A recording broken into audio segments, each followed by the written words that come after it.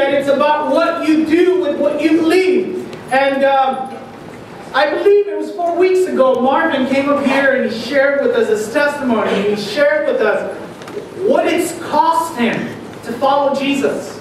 Last week, Hermano Gerardo came and we were able to see his enthusiasm and his excitement even after he was at the brink of death. And today we have another testimony with us. Some of you guys know her, some of you don't. So I'm going to let her introduce herself. Why don't you welcome her with a big round of applause? Come on. So that the people over there can see you also. Okay? I love your hair. Huh? Your hair. So tell us your name. What?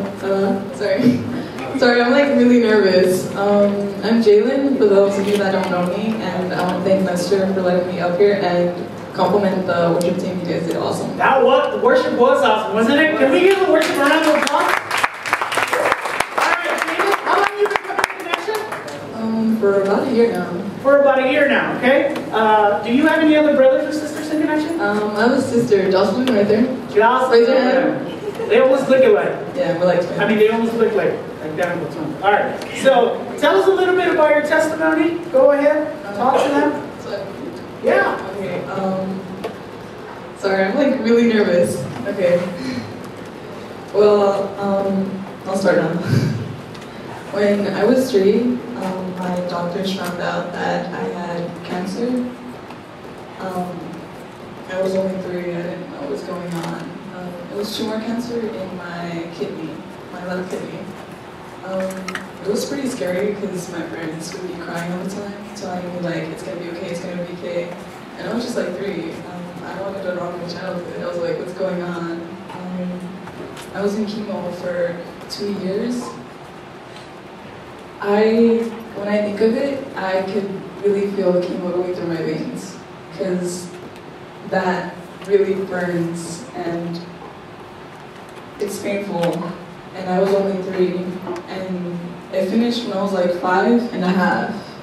So I didn't really grow up to be a normal kid.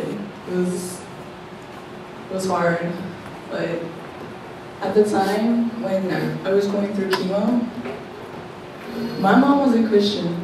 She was like kind of like atheist, but she didn't have anything else to do. She just prayed to God.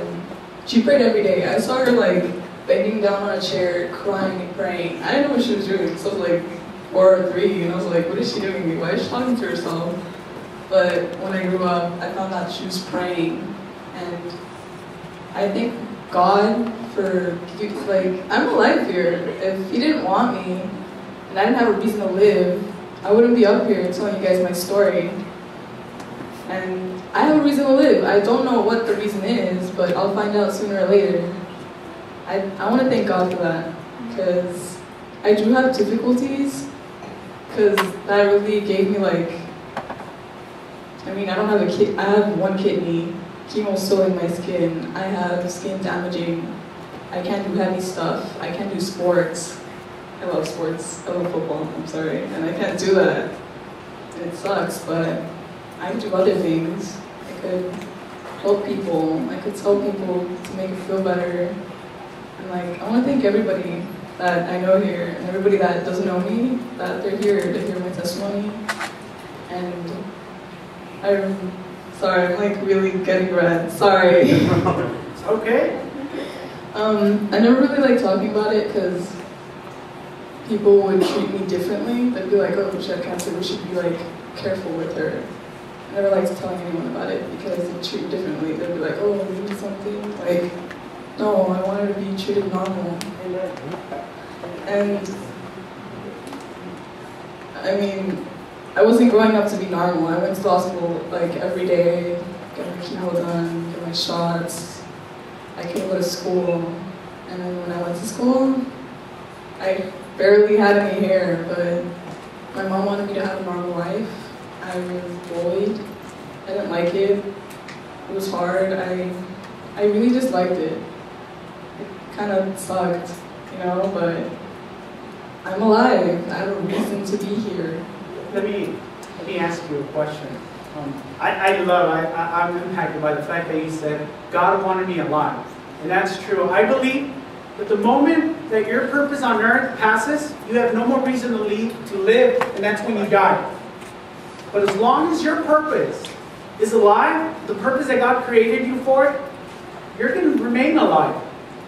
But the danger of that also is that there's a reason why God created you, and if you fail to live that purpose, then you become, sounds harsh to say, but you become useless.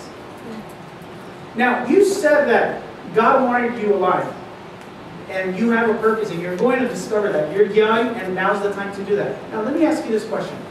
How has going through what you went through helped you to get closer to God?